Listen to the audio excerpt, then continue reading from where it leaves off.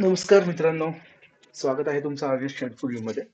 आपला जो निफ्टीवरती काम करणारा इंडिकेटर आहे आरजे इंडेक्स स्नॅपर म्हणून, तर तो कसा यूज करायचा आहे तुम्हाला? तर तुम्हाला डिरेक्टली काय करायचं आहे, ट्रेडिंग व्यू वरती यायचं आहे आणि जो आपला तुमचा आता बाबा शक्यतो इन द मनी मध्ये काम करा ह्या इंडिकेटरसाठी. कारण इन द मनी मध्ये तुम्हाला ह्याची अॅक्युरेसी चांगली भेटेल. तर आता आज आपण जो सकाळी बघितलेला तो आय थिंक 25-200च्या कॉलवरती आपण ट्रेड पकडलेला, तुम्ही बघू शकता यामध्ये. फर्स्ट कॅन्डलच आपल्याला ब्रेकआउट भेटला यामध्ये. हायच्या वरती आपला बाय होता, तिथून बघू शकताय 37 पॉईंटचा यामध्ये असेल येतोय आणि टीपी आपला ऍटलीस्ट 1:2 आपण ह्यामध्ये घेतो.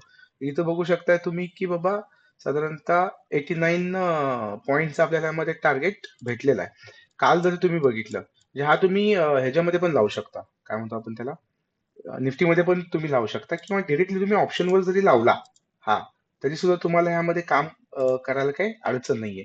आता कालचं जर आपण बघितलं, काल पण तुम्हाला पीई मध्ये एंट्री भेटली असेल ह्यामध्ये. तर काल तुम्ही बघताय इथे आपल्याला पुढची एंट्री भेटलेली, पण ही ऍक्टिव्ह नाही झाली कारण हायच्या वरती मार्केट याच्या निघालं नाही. सेकंड एंट्री आपल्याला ह्या कॅन्डलनं दिली.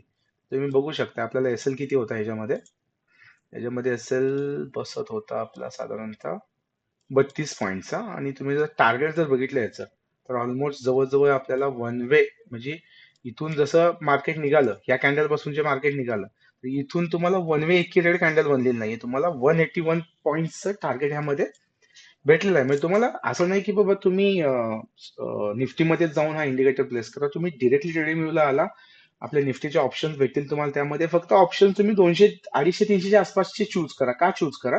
त्यामध्ये डेल्टा चांगला असतो त्याचा, आणि तुम्हाला त्याचा बेनिफिट भेटेल की त्यामध्ये बाबा ज्या पद्धतीने निफ्टी चालेल त्यामध्ये, तर त्या पद्धतीने तुमचं ऑप्शन यामध्ये चांगल्या प्रकारे वाढू शकतोय. त्यानंतर जर आपण काल पीईची तुम्हाला एंट्री चांगली भेटली, काल आपल्याला कॉलला एंट्री यामध्ये भेटली होती का बघूया. तर आपण कॉल कालचा एखादा ओपन केला. काल समजा आपण 25-200चा कॉल बघू. कॉलमध्ये आपला इथे एक एसएल गेलाय. समजा किती पॉईंटचा एसएल गेला यामध्ये, आपला 26 पॉईंटचा एसएल गेला. सेकंड एंट्री आपल्याला इथं कॉलमध्ये भेटली.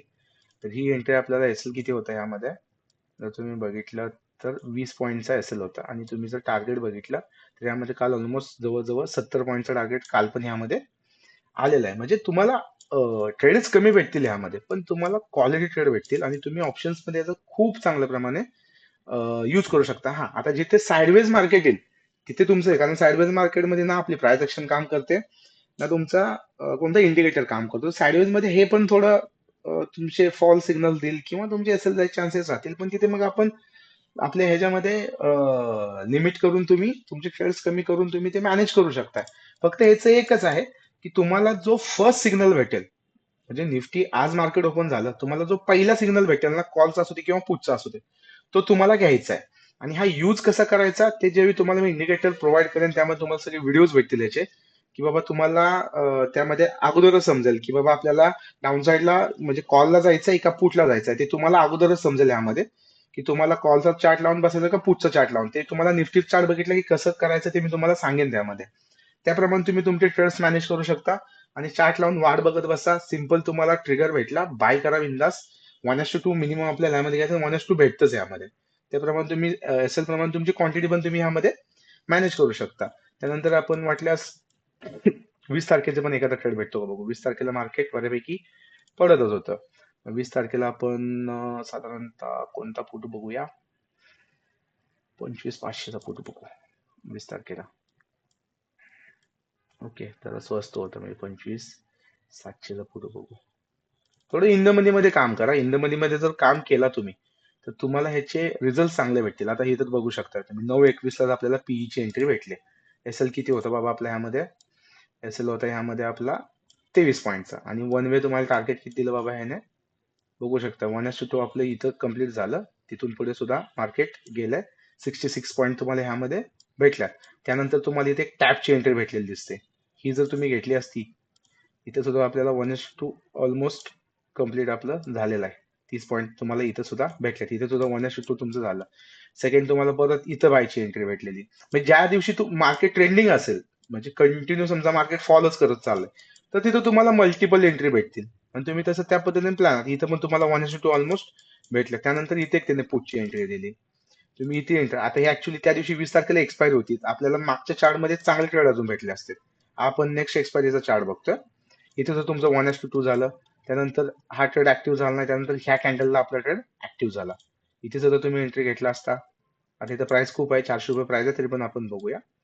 हे तुम्ही बघू शकता ट्रेंडिंग मार्केटमध्ये तुम्हाला जबरदस्त एंट्री ह्यामध्ये भेटतात. आता वन वे बघू शकता तुम्ही, 120 पॉईंटच्या एसएल मध्ये आपल्याला 100 पॉईंटचा टार्गेट ह्यामध्ये भेटलेला आहे. म्हणजे असं आपला इंडिकेटर हा काम करतो. आणि तुम्ही जर डीप इन द मनी मध्ये जर जाऊन जर काम केला या इंडिकेटरवर, तर तुम्हाला बेस्ट रिझल्ट याचे भेटणार आहे.